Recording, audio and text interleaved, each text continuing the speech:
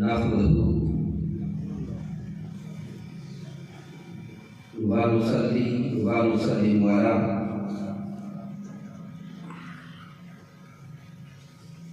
سيدنا ومولانا محمد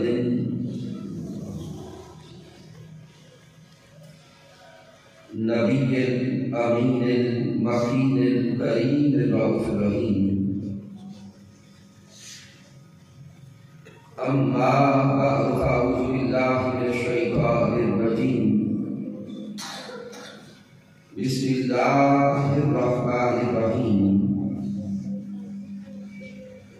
قال الله تبارك وتعالى في القرآن المجيد: يوم ترى المؤمنين والمؤمنات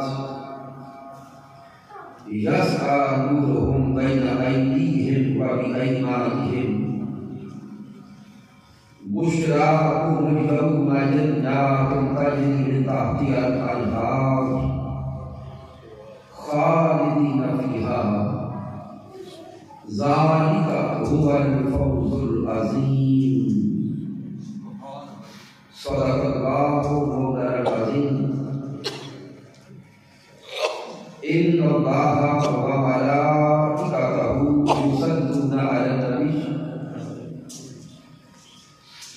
يا أيها الذين آمنوا صلوا عليه وسلموا تسليما.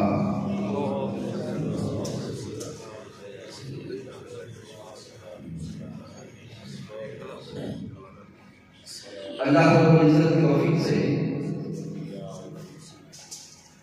اور تاجدار کائنات صلی اللہ علیہ وسلم کے نالے کے تسلط سے لیاقت پور کی سرزمین پر اس عظیم مرکزی اور جامع مسجد میں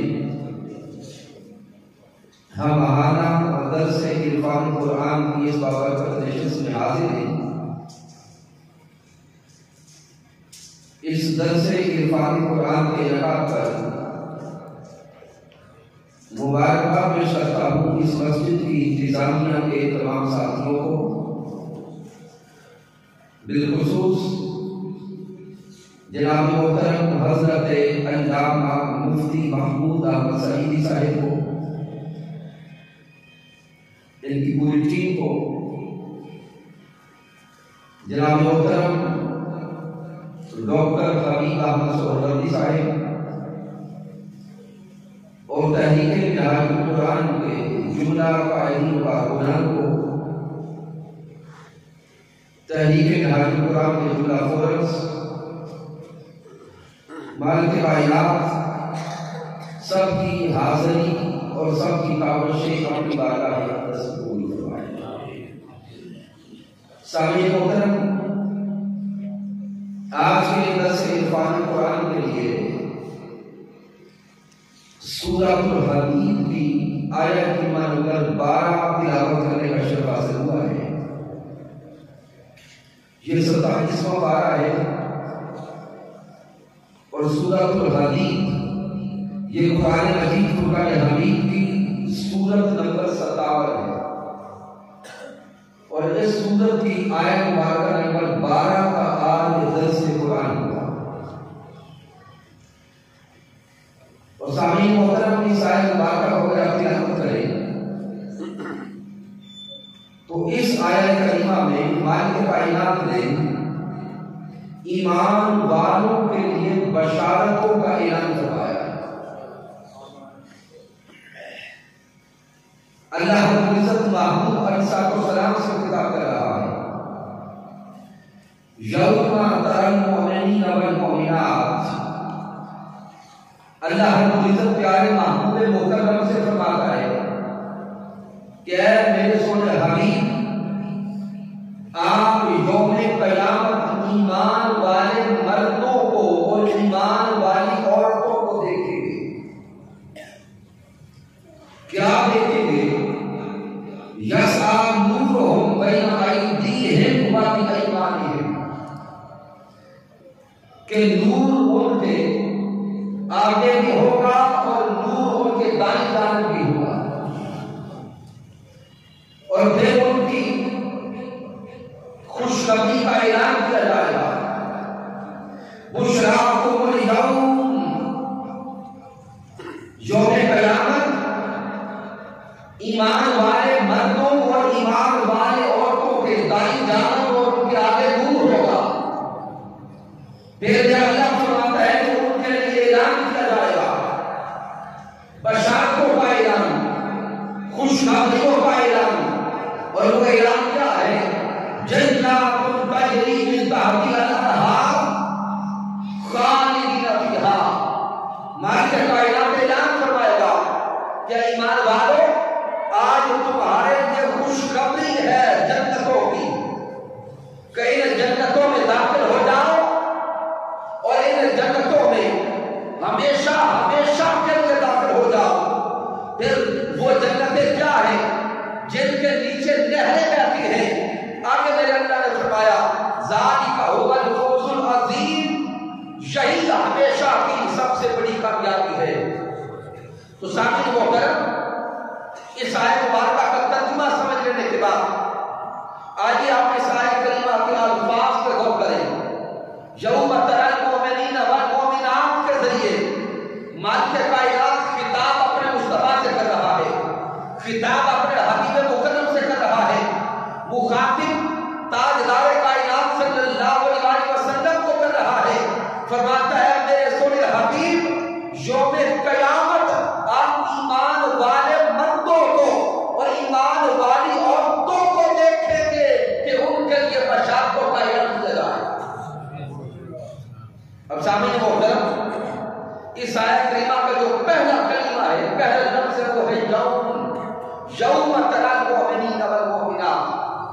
یہ جو لفظ یوم ہے، یہ قرآن مجید فرقان حمید میں کم و بیش 365 بار آیا ہے.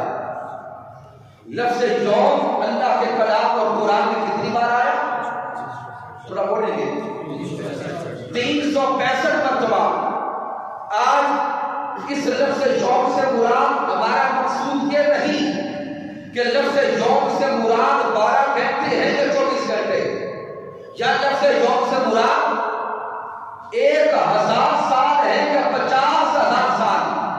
لیکن سامعین محترم، میں مقصود کی طرف آنا چاہتا ہوں. قرآن مجید فرقان حمید میں جو لفظ یوم آیا اس کا عدد 365 ہے. غور کریں، اس سال کے دن کتنے؟ 365.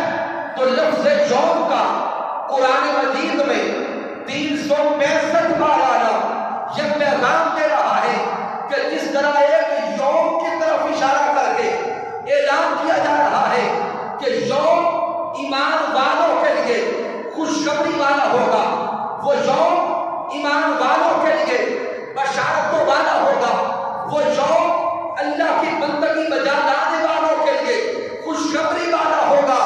یہی اشارہ کیا جا رہا ہے کہ جس طرح ایک یوم خوشخبری والا ہوگا، اسی طرح اگر وہ یوم آپ پورے سال کا مل لے، وہ یوم پوری زندگی پر محیط کر لے، تو اگر تم ساری زندگی اللہ کی بندگی میں گزارو گے تو وہ قیامت کا یوم پھر تمہارے لیے خوشخبریاں لے کے آئے. سامعین محترم، اللہ رب العزت جو خطاب اپنے محبوب سے فرما رہا ہے، اے میرے سونے محبوب آپ دیکھیں گے. ذہن میں سوال پیدا ہوتا ہے کہ مالک کائنات محبوب علیہ السلام کو مخاطب کیوں کر رہا؟ اب اس آیت کریمہ کے اس کلمہ پر اگر آپ تفسیر کا مطالعہ کریں تو آئمہ تفسیر بیان کرتے ہیں محبوب علیہ السلام سے مالک کائنات مخاطب ہو کر محبوب کو تسلی دے رہا ہے. اللہ رب العزت اپنے محبوب کو تسلی دے رہا ہے، محبوب کی ڈھارس بنا رہا ہے کہ اے میرے سونے محبوب مکرم، جس امت کے لیے آپ دن رات رویا کرتے تھے، جس امت کے لیے آپ دن رات دعائیں کیا کرتے تھے، جس امت کی بخشش کے لیے اے میرے حبیب دن رات آپ ان کی بخشش کی، مغفرت کی دعائیں کرتے تھے، متفکر رہتے تھے. مالک فرماتے ہیں محبوب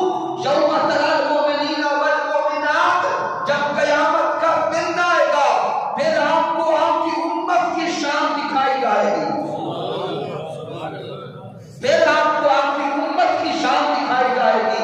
اب یہاں پر سامنے محترم اگر ہم قرآن مجید کی آیات کا مطالعہ کریں تو حضرت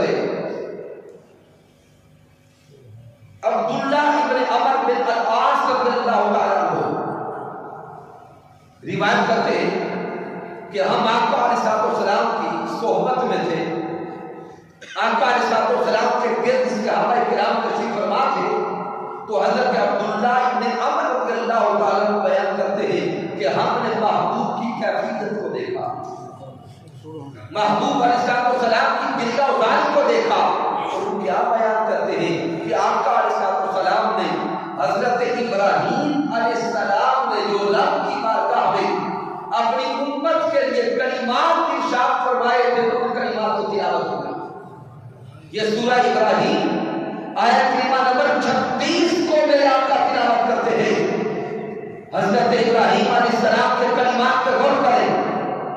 ابراہیم علیہ السلام رب کی بارگاہ میں عرض کرتے ہیں ربی انہن اضللن کثیرا من الناس، عرض کرتے مولا ان بتوں نے بہت سے لوگوں کو گمراہ کر دیا، ان بتوں نے بہت سے لوگوں کو اعتقادی گمراہی کا شکار کر دیا۔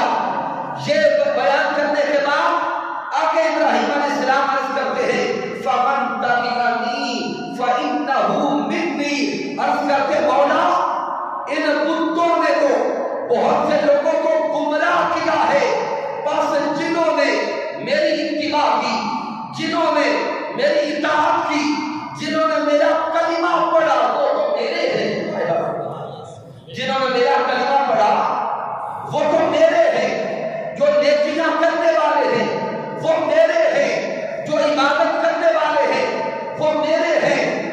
وَمَنْ أَسَانِي فَإِنَّكَ غَفُورٌ رَحِيمٌ، آگے عرض کرتے ہیں مولا جو گمراہ ہو گئے، جو نافرمان ہو گئے، ان کے بارے میں تو جان، تیرا کام جانے، فَإِنَّكَ غَفُورٌ رَحِيمٌ، آپ اتنا تو جانتے ہیں کہ تو رحم کرنے والا اور بخشنے والا۔ سامعین حضرت ابراہیم علیہ السلام کے کلمات پہ غور کریں، یہاں پر رب کی بارگاہ میں عرض کرتے ہیں فمن تبعنی فإنہ منی، عرض کرتے ہیں کہ مولا جنہوں نے میری اتباع کی وہ میرے ہیں، جنہوں نے نیکیاں کی وہ میرے ہو گئے، اور جو گمراہ ہوئے، جو بد کردار ہوئے، گناہگار ہوئے، ان کے بارے میں مولا تو جان، تیرا کام جان۔ پھر آقا علیہ السلام نے حضرت عیسیٰ علیہ السلام کے کلمات تلاوت فرمائے۔ یہ سورۃ المائدہ کی آیت کریمہ نمبر 118 ہے۔ حضرت عیسیٰ علیہ السلام رب کی بارگاہ میں عرض کرتے ہیں ان تعذبہم فإنہم عبادک، مولا اگر تو ان کو عذاب دے تو وہ تیرے ہی بندے ہیں، اگر تو ان کو عذاب دے تو وہ تیرے ہی بندے ہیں۔ فإن تغفر لهم فإنك أنت العزيز الحكيم، اگر تو ان کو معاف کر دے تو تو غالب حکمت والا۔ حضرت عبداللہ ابن عمر بن العاص رضی اللہ تعالیٰ عنہ بیان کرتے ہیں کہ محبوب علیہ السلام نے ان دونوں آیات کی تلاوت کی کہ حضرت ابراہیم علیہ السلام نے عرض کیا مولا نیکوکار میرے، گناہگار تیرے، تو بخش دے تب بھی تیری مرضی، ان کو عذاب دے تب بھی تیری مرضی۔ عیسیٰ علیہ السلام عرض کرتے ہیں مولا اگر ان گناہگاروں کو تو عذاب دے تو وہ تیرے ہی بندے ہیں، بخش دے تو تب بھی تیری مرضی۔ یہ آیات تلاوت کرنے کے بعد محبوب میں گریہ طاری ہو گیا، محبوب کی آنکھوں سے آنسو چھلک پڑے، آقا رو رو کے کہتے ہیں ربی حبلی امتی، مولا میری امت، مولا میری امت، میری امت کا بھلا کرنا، میری امت کی بخشش فرمانا، میری امت کی خیر کرنا۔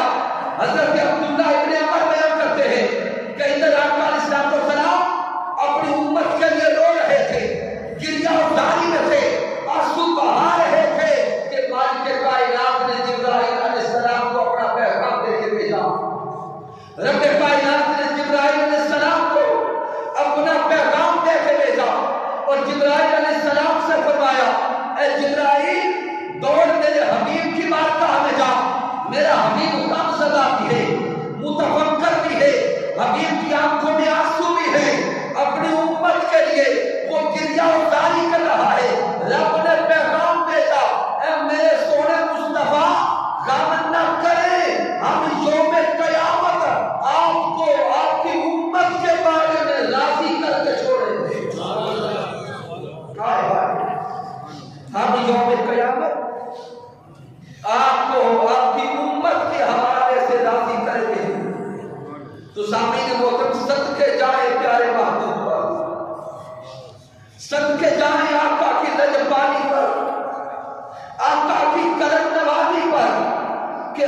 کبھی اس دنیا میں آئے بھی نہ تھے، پیارے مصطفیٰ ہماری بخشش کی دعائیں کر رہے تھے۔ پھر سامعین محترم، حضرت ابو ہریرہ رضی اللہ تعالیٰ عنہ سے روایت ہے، آقا علیہ السلام فرماتے ہیں ہر نبی کی ایک مخصوص دعا ہے۔ آقا فرماتے ہیں رب کائنات نے ہر نبی کو ایک ایک مخصوص دعا عطا فرمائی، لکل نبی دعوت، ہر نبی کو دعائیں عطا کی گئی، باقی انبیاء نے اپنی مخصوص دعائیں کر لی۔ آقا فرماتے ہیں فَأَعِيدُوا انشاءاللہ، میں نے ارادہ کیا ہے کہ اپنی وہ مخصوص دعا یوم قیامت کے لیے اپنی امت کی شفاعت کے لیے چھپا کے رکھوں گا۔ نعرہ تکبیر، نعرہ رسالت، نعرہ حیدری، تحریک منہاج القرآن۔ تو سامعین محترم، جو مالک کائنات اپنے حبیب سے خطاب فرما رہا ہے، یوم تری المؤمنین والمؤمنات، اے حبیب مکرم آپ غم زدہ نہ ہو، آپ اتنے دکھی نہ ہو، یوم قیامت آپ کو آپ کی امت کے مرد اور عورت دکھائے جائیں گے کہ نور ان کے دائیں بھی ہوگا، نور ان کے آگے بھی ہوگا، اس نور میں وہ گھرے ہوں گے اور نور میں چل رہے ہوں گے۔ پھر مالک کائنات کی طرف سے اعلان کیا جائے گا بشراکم اليوم، آج ایمان والوں تمہارے لیے خوشخبری ہے، آج ایمان والوں تمہارے لیے بشارت ہے، جنات تجری من تحتہا الانہار خالدین فیہا، ہمیشہ ہمیشہ کے لیے ان جنتوں میں داخل ہو جاؤ جن کے نیچے رہنے میں۔ اب سامعین محترم، آئیے جو ایمان والوں کو مالک کائنات نے نور عطا فرمایا، قرآن مجید فرقان حمید میں کئی مقامات پر اس نور کا ذکر ہوا ہے اور جنتوں کی عطا کیے جانے کا ذکر قرآن مجید فرقان حمید میں درجنوں مقامات پہ ہوا۔ لیکن اگر ہم قرآن مجید کی سورۃ القیامہ کا مطالعہ کریں، رب کائنات فرماتا ہے وجوہ یومئذ ناظرہ، کہ جب قیامت کا دن ہوگا کچھ چہرے تر و تازہ ہوں گے، ان چہروں پر شگفتگی ہوگی، ان چہروں پر چمک ہوگی، ان چہروں پر نور ہوگا، اور وہ نور نے کہاں تک پہنچائے گا؟ الی ربھا ناظرہ، اور وہ اسی نور سے رب کائنات کے دیدار کے نور تک پہنچیں گے۔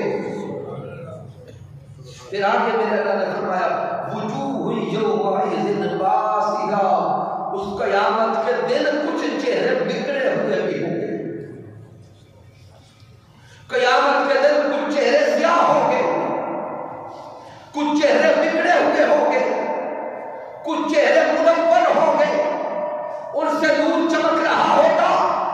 آئیے آج کے درس عرفانی قرآن میں آ کر یہ ارادہ کر کے جائیں کہ قیامت کے دن ہم بھی نورانی چہروں والوں کی صحبت میں ہوں گے۔ پھر سامعین محترم، ذہن میں سوال پیدا ہوتا ہے کہ وہ نور آئے گا کہاں سے؟ اس کی طرف بھی رب کائنات نے اشارہ فرمایا۔ یہ سورہ آل عمران کی آیت نمبر 106 اور 107 کا مطالعہ ہے۔ میرے اللہ نے فرمایا یوم تبیض وجوہ، کہ جب وہ دن آئے گا قیامت کا دن، کچھ چہرے روشن ہوں گے، منور ہوں گے، کچھ چہرے سیاہ ہوں گے۔ آگے مالک کائنات ارشاد فرماتا ہے کہ وہ چہرے جو سیاہ ہوں گے وہ ان کے ہوں گے جو ایمان کے بعد پھر کفر میں پلٹ گئے، ایمان کے بعد پھر کفر میں پلٹ گئے، اور قیامت کے دن ان کو عذاب میں ڈال کے مالک کائنات کی طرف سے اعلان کیا جائے گا فذوقوا العذاب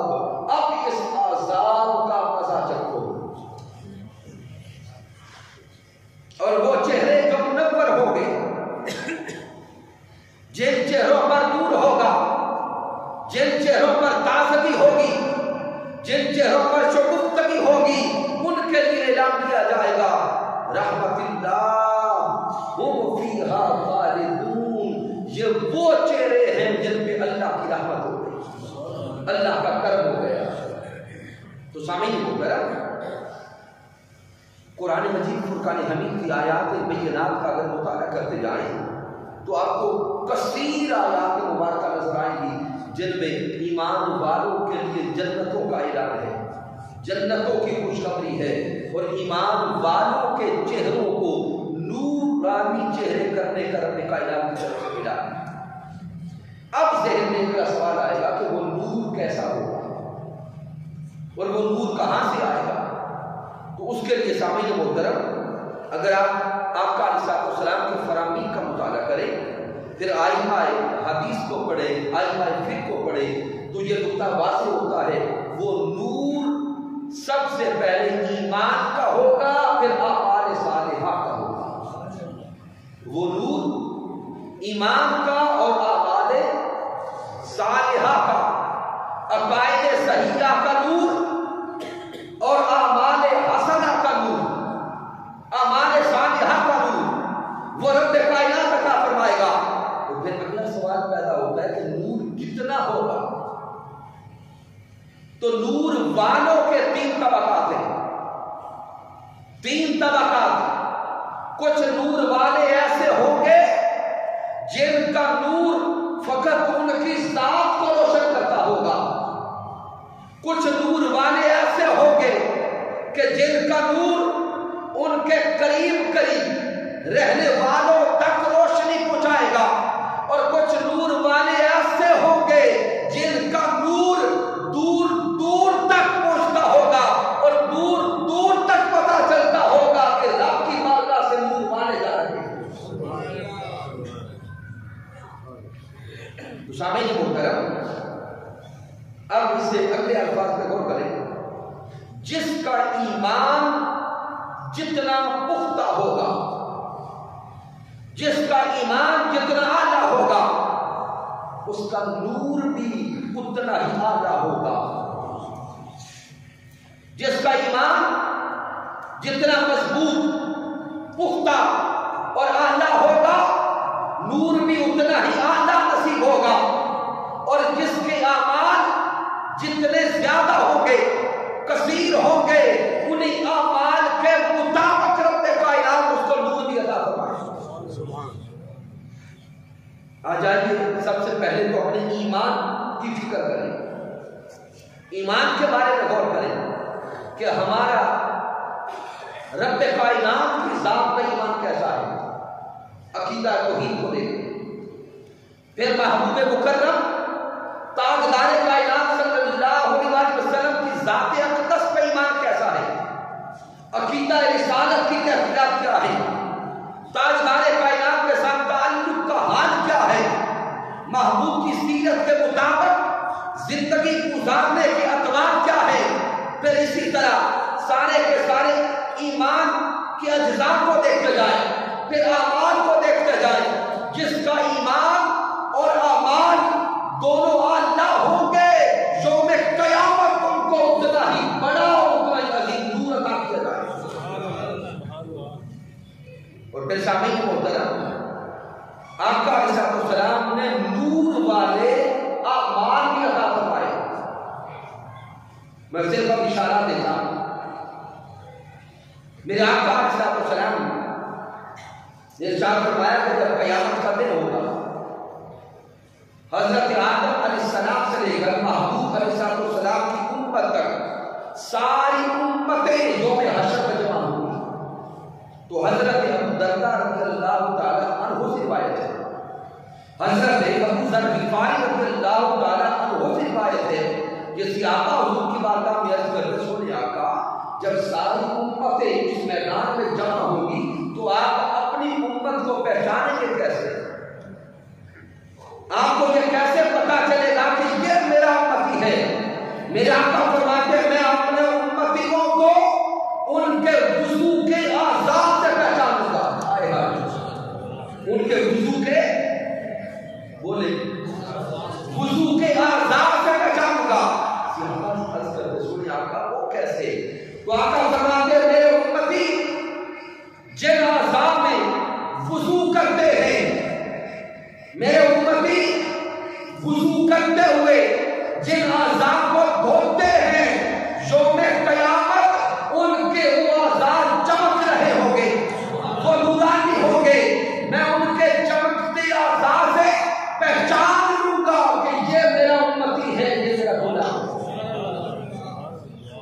تو سامعین محترم، جو سب سے پہلا نقطہ سمجھ آ رہا ہے ان اعمال کے حوالے سے جن اعمال کے کرنے سے نور نصیب ہوگا یوم قیامت، سب سے پہلا عمل وضو۔ تو آئیے نا آج ارادہ کریں کہ انشاءاللہ تعالی ساری زندگی باوضو رہنے کی نیت کرتے ہیں۔ جب بھی گھر سے نکلنے لگے وضو کر کے نکلے، ہر روز کوشش کریں کہ ہمیشہ باوضو رہیں۔ ادھر میرے آقا فرماتے ہیں جو انسان باوضو رہتا ہے، جب تک باوضو رہتا ہے مالک کائنات کی رحمت نازل ہوتی ہے، اور جس کام کے لیے وہ نکلتا ہے رب کائنات اس کام کو بھی آسان کر دیتا ہے۔ تو پھر آقا علیہ السلام نے ارشاد فرمایا کہ تلاوت قرآن یہ ایسا عمل ہے جس سے قیامت کے دن مالک کائنات نور عطا فرمائے گا۔ پھر آقا علیہ السلام نے ارشاد فرمایا کہ درود و سلام یہ ایسا عظیم وظیفہ ہے، ایسا عظیم عمل ہے، میرے آقا فرماتے ہیں جو امتی مجھ پر کثرت سے ہر روز درود بھیجتا ہے، جس کی زندگی کا وظیفہ مجھے پہ درود و سلام بھیجنا ہے، جس کی زندگی کا عمل مجھے پہ درود و سلام بھیجنا ہے، آقا فرماتے ہیں جب قیامت کا دن ہوگا، جب نفسا نفسی کا عالم ہوگا، ہر کوئی پسینے میں شرابور ہوگا، وہ میرا امتی جو ہر روز مجھے پہ کثرت سے درود بھیجتا ہوگا، اس کا درود قیامت کے دن اس کے لیے نور بن کے اس کا استقبال کرے گا۔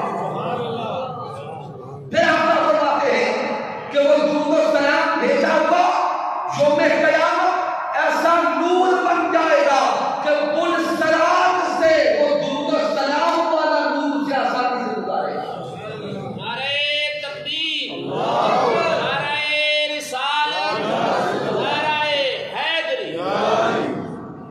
سامعین محترم، باقی سارے اعمال کی اپنی جگہ، میں درود و سلام کا پیغام آج اختتام میں دینا چاہتا ہوں کہ یہ ایک ایسا عظیم عمل اور ایک ایسا عظیم وظیفہ ہے کہ جو قطعی قبول ہے۔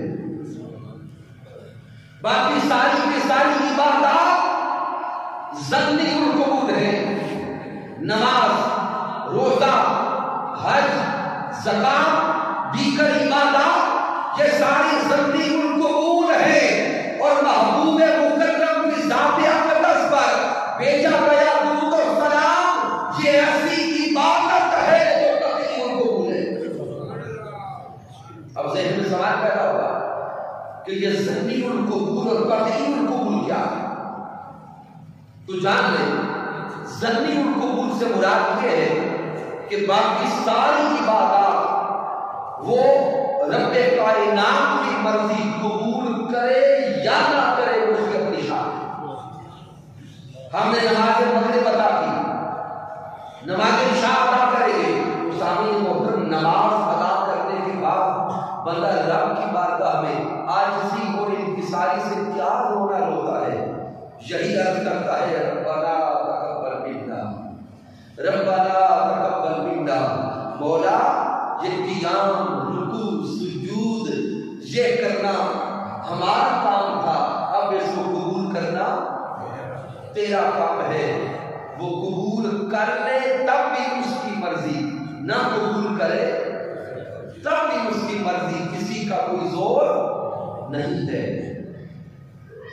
ہم گرمیوں کی شدت میں 15-16 گھنٹے کا روزہ رکھتے ہیں، جب روزے کی افطار کا وقت آتا ہے ادھر روزہ افطار کرتے ہیں، آنکھوں میں آنسو بھی چھلک آتے ہیں اور بندہ رو کے عرض کرتا ہے مولا میں بھوکا بھی رہا تیرے لیے، پیاسا بھی رہا تیرے لیے، اب اس بھوک اور پیاس کو مولا کو قبول کرو۔ بندہ عمرہ اور حج کرنے جاتا ہے، لاکھوں روپے لگتے ہیں، لیکن حج اور عمرہ کر کے جب لوٹتا ہے تو پھر بھی رو رو کے یہی کہتا ہے مولا قبول فرما دے۔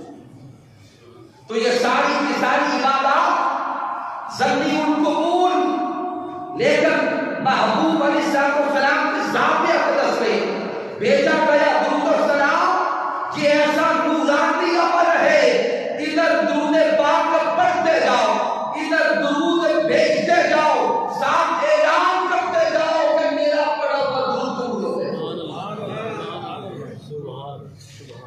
اب ذہن میں سوال پیدا ہوگا کہ نماز، روزہ، حج، زکات یہ ساری عبادات بھی اللہ کی ہیں، اور درود و سلام یہ بھی بیٹا کو حضور پر ہے لیکن عبادت اللہ کی۔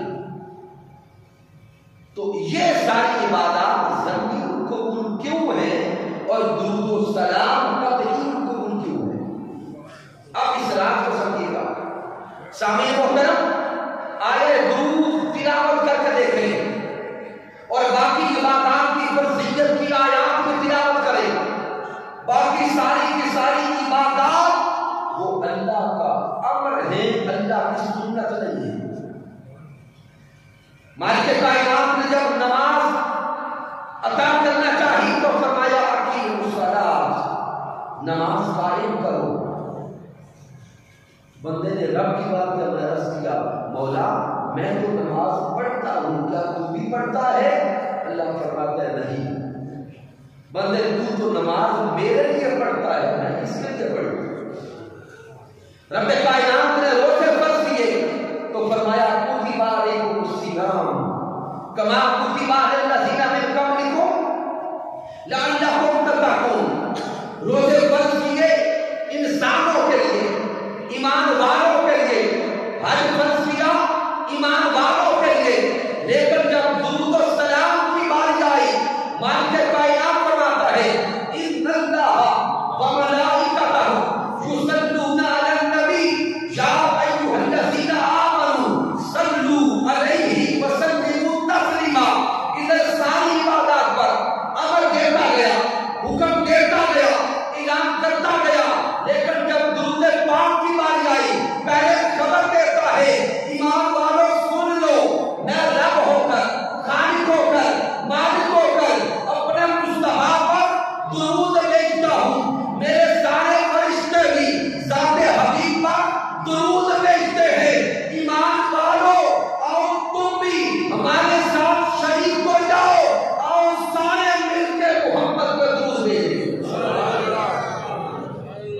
تو سامعین محترم، اگر ذہن میں سوال آئے کہ باقی ساری عبادات ضمنی القبول کیوں اور درود پاک قطعی القبول کیوں، تو پہلا راز سمجھ لیں باقی ساری عبادات فقط اللہ کا امر ہے، سنت نہیں ہے۔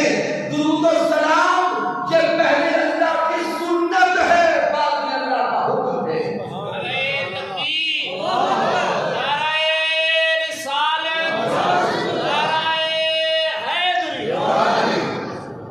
سامعین محترم، درود پاک کی قطعیت پر دوسرا نکتہ سمجھیں۔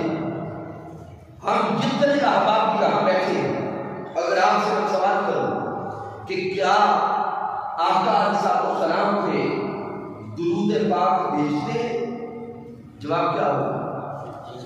بھیجتے ہیں۔ ہم سارے آقا علیہ السلام کی ذات اقدس میں درود و سلام بھیجتے ہیں، لیکن سامعین محترم اگلے الفاظ پر غور کرنا، میرے سمیت آپ سارے ہم نے زندگی میں کبھی ایک بار بھی حضور میں درود نہیں بھیجا۔ اب سارے بحران ہو گئے، پریشان ہو گئے، اور چند مہار صبر سے سن لیجیے گا، ایسا نہ ہو کہ کہیں سے فتویٰ جلدی آ جائے۔ اب آپ کہیں گے کہ ہماری زندگی کو آقا کی ذات میں درود بھیجتے گزر گئی، تو سامعین محترم جو درود بھیجتے ہیں اس کے الفاظ اپنے ذہن میں لے آئیں۔ جب ہم حضور کی ذات میں درود بھیجتے ہیں تو ہم پڑھتے ہیں اللہم صلی علی محمد وعلی آل محمد وعلی اصحاب محمد۔ تو سامعین محترم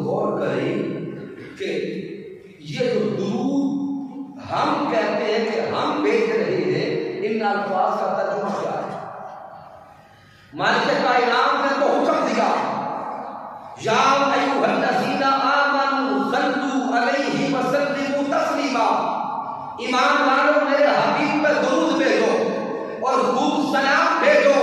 اب ایمان والوں میں حضور کی ذات پہ درود بھیجنے کا ارادہ کر لیا، درود بھیجنے کی نیت کی، پہلے غسل کیا، نئے کپڑے پہنے، خوشبو لگائی، تسبیح پکڑ کر مسجد میں بڑے ادب سے نیازمندی سے انکساری سے بیٹھ گئے کہ حضور پہ درود بھیجنا ہے۔ جب درود بھیجنے لگے تو پڑھنے لگ گئے اللہم صلی علی محمد وعلی آل محمد وعلی اصحاب محمد۔ ارے غور تو کرو، یہ جسے ہم کہتے ہیں کہ میں درود بھیج رہا ہوں، اس کے ترجمے پہ غور کرو، اس کا ترجمہ ہے اے اللہ محمد مصطفیٰ پہ تو درود بھیج، اے اللہ ذات حبیب پر تو درود بھیج۔ ارے غور تو کریں، بیٹھے تو تھے خود درود بھیجنے، ارادہ تو کیا تھا کہ میں درود بھیجوں، لیکن خود نہیں بھیجا بلکہ رب کی بارگاہ میں التجا کی، رب کی بارگاہ میں عرض کیا مولا سونے حبیب پہ درود بھیج، امام کائنات پہ درود بھیج، حبیب کبریاء پہ درود بھیج۔ تو سامعین محترم، جب ذات حبیب پر درود خود نہیں بھیجا، ہم نے تو رب کی بارگاہ میں عرض کیا مولا تو درود بھیج، تو ذات مصطفیٰ پر درود تو اللہ نے بھیجا۔ کس نے؟ اللہ نے بھیجا، اللہ رب العزت نے بھیجا، مالک کائنات نے بھیجا۔ اب غور کر کے سوچو تو صحیح، جب بھیجا ہی اس نے خود ہے تو پھر رد کیسے ہو؟ سبحان اللہ، سبحان اللہ۔ جب بھیجا ہی مالک کائنات نے خود ہے تو پھر رد کیسے ہو؟ اب ذہن میں سوال اگلا آئے گا کہ درود تو میں نے بھیجنا تھا، میرا نام کہاں گیا، میں کہاں گیا؟ تو سامعین محترم، مالک کائنات نے ایسا درود رکھا ہی نہیں ہے جس میں کوئی بندہ درود بھیج سکے۔ سلام امتی بھیجتا ہے، لیکن درود رب کائنات نے فرمایا جب بھیجنا چاہو تو یوں پڑھو اللہم صلی علی محمد، اے اللہ تو درود بھیج۔ بندہ اب رب کی بارگاہ میں عرض کرتا ہے مولا حبیب تو میرا ہے، سامن تو میرا ہے، ساجن تو میرا ہے، آقا تو میرے ہیں، تو میں درود بھیجنا چاہتا ہوں۔ تو مالک کائنات کا جواب آتا ہے ذات مصطفیٰ پر درود بھیجنے کے لیے لازم ہے کہ درود بھیجنے والا پہلے میرے حبیب کو پہچانتا بھی ہو۔ سبحان اللہ۔ میرے حبیب پہ درود بھیجنے والا لازم ہے کہ مصطفیٰ کے مقام کی معرفت رکھتا ہو، حبیب کے مقام کو جانتا بھی ہو، پہچانتا بھی ہو، معرفت رکھتا ہو۔ اور اس کائنات ارضی میں کوئی انسان ایسا نہیں جو کاملاً مصطفیٰ کو جان سکے، جو کاملاً مصطفیٰ کو پہچان سکے، کیونکہ میرے آقا خود فرماتے ہیں یا ابا بکر لم یعرفنی حقیقتاً سوا ربی او لم یعرفنی حقیقتاً سوا ربی۔ آقا حضرت صدیق اکبر سے فرماتے ہیں اے ابو بکر صدیق، اس پوری کائنات میں میری حقیقت کو میرے رب کے سوا کوئی جانتا ہی نہیں ہے، کوئی پہچانتا نہیں۔ اس لیے مالک کائنات فرماتا ہے ایمان والو جب درود بھیجنا چاہو تم خود نہ بھیجو، تم میری بارگاہ میں عرض کرو میں تو مالک ہوں، تمہارے کہے بغیر بھی ہر وقت درود بھیج رہا ہوں۔ آج جب تم مجھے عرض کرو گے تمہارا نام بھی شامل ہو جائے گا، میرا تو جانا ہی جانا ہے، تیرا درود بھی میرے حبیب کی بارگاہ میں چلا جائے گا۔ تو سامعین محترم، جب یہ عمل کیا ہی اللہ نے ہے تو یہ کبھی قبول ہے، یہ ہمیشہ قبول ہے۔ اس سے اگلے الفاظ پر غور کریں، اختتام کی طرف آتے ہیں۔ سامعین محترم، درود پاک یہ ایسا عظیم وظیفہ اور ایسا عظیم عمل ہے، اگر کوئی گناہگار حضور پہ درود بھیجے تب بھی قبول ہے۔ اگر کوئی گناہگار آقا پہ درود بھیجے تب بھی قبول ہے، اگر کوئی کافر حضور کی ذات پہ درود بھیجے تب بھی قبول ہے۔ اب یہ یہاں سے الگ ایک پورا منفرد موضوع ہے، وہ طرف لے جاتا ہے، لیکن درود بھیجا گیا اور درود پڑھا گیا کسی کا رد نہیں ہوتا۔ تو آئیے نا آج کے درس رفاق قرآن میں ہم یہ نیت و ارادہ کر کے جائیں کہ نور والے اعمال کریں گے۔ کون سے اعمال؟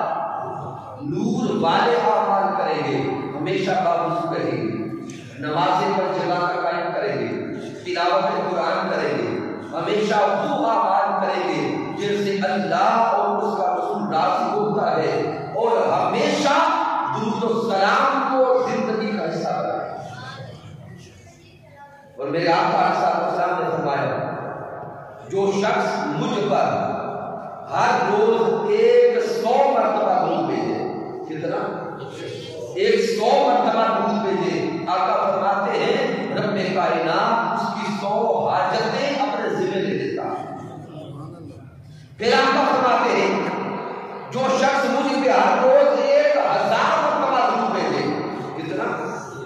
1000 مرتبہ درود بھیجے، آقا فرماتے ہیں جس نے 1000 مرتبہ درود و سلام اپنی زندگی کا حصہ بنا لیا، اسے اس وقت تک موت نہیں آ سکتی جب تک مرنے سے پہلے وہ اپنی جنت میں اپنا ٹھکانہ دے۔ اتنا بڑا نورانی سامعین محترم، تحریک منہاج القرآن یہ اس صدی میں، اس مادیت کے دور میں یہ تحریک ہی درود و سلام کی ہے۔ تحریک منہاج القرآن یہ تحریک ہی، یہ لفظ بولے تحریک ہی درود و سلام کی ہے۔ سامعین محترم، ہر تحریک کا کوئی جملہ امتیاز ہوتا ہے، کوئی خاصہ ہوتا ہے۔ اگر تحریک منہاج القرآن کا خاصہ دیکھیں گے وہ عشق مصطفیٰ ہے اور درود و سلام کی مہم کو پوری دنیا میں عام کرنا ہے۔ آپ کہیں گے کہ وہ کیسے؟ تو سامعین محترم، پوری روح زمین پہ دیکھیں 2 مقامات ایسے ہیں جہاں پہ 24 گھنٹے حضور کی ذات پر درود بھیجا جاتا ہے۔ کل روح زمین پر 2 جگہیں ایسی ہیں جہاں پہ ہر وقت پیارے محبوب مکرم کی ذات اقدس پر درود و سلام پیش کیا جاتا ہے۔ پہلی جگہ گنبد خضرا، روضہ مصطفیٰ، جہاں پہ 24 گھنٹے آقا کی ذات اقدس پر درود و سلام جاری رہتا ہے۔ دوسری جگہ آپ کے پاکستان میں حضرت داتا علی حجویری کی نگری لاہور میں مرکز منہاج القرآن میں مرکزی گوشائے درود ہے، جہاں پہ نمازوں کے وقفوں کے ساتھ 24 گھنٹے آقا پہ درود و سلام بھیجا جاتا ہے۔ اور سامعین محترم، کبھی زیارت کر کے دیکھیں مرکزی گوشائے درود کی، مینارۃ السلام کی، پوری دنیا سے جو عشاق آتے ہیں پاکستان وزٹ کرنے کے لیے وہ مینارۃ السلام کی زیارت کرتے جاتے ہیں۔ بالخصوص مدینہ منورہ کے شیوخ اور ترکی کے شیوخ وہ جب بھی پاکستان آتے ہیں تو گوشائے درود کی زیارت کرتے جاتے ہیں، اور اس مرکزی گوشائے درود میں اور اس مرکزی گوشائے درود کے تحت اب تک 5 خرب مرتبہ سے زائد بار درود پاک پڑھا جا چکا ہے۔ کتنا؟ 5 خرب مرتبہ سے زائد۔ اب سامعین محترم، اب بیٹھ کر کیلکولیٹ کرتے رہیے گا کہ 5 خرب بنتا کیسے۔ وہاں پہ عشاق آتے ہیں، دیوان گانے مصطفیٰ آتے ہیں، 10 دنوں کے لیے نفلی اعتکاف ہوتا ہے۔ 18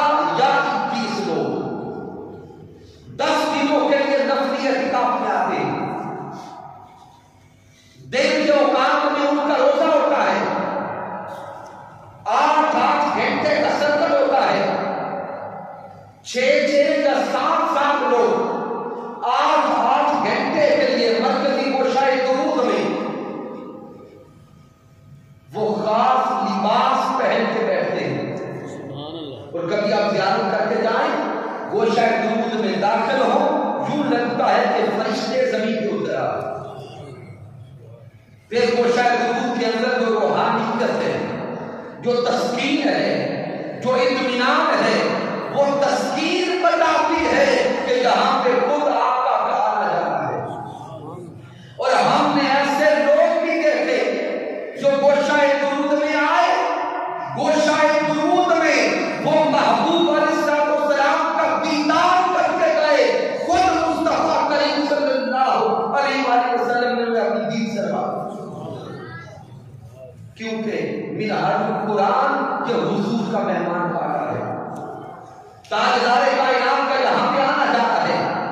اس لیے سامعین محترم، آپ کو جو پیغام دے رہا ہوں اختتام پر کہ کوشش کریں کہ اس مرکزی گوشائے درود کی زیارت کریں۔ اگر کسی کے پاس زندگی میں موقع ہو تو 10 دنوں کے لیے اس گوشائے درود کا حصہ بنے، وہاں پہ 10 دنوں کے لیے درود و سلام پیش کرنے کے لیے بیٹھے، پھر جب اٹھیں گے تو ان 10 دنوں کا اثر آپ کی پوری زندگی پر قائم رہے۔ تو آئیے درود و سلام سے اپنی زندگیوں کو نورانی کیا جائے، درود و سلام سے اپنی زندگیوں کو مزین کیا جائے، اور درود و سلام کی ایک ایسی برکات نصیب ہوگی کہ اللہ کرم کرے گا، ہماری نسلیں بھی سنورے گی اور ہمارے گھر میں بھی اس کا بھی رب کائنات میں کی محمد سے وفا ہو گئی تو ہم تیرے ہیں، یہ جہاں چیز ہے کیا، لوح و قلم تیرے ہیں۔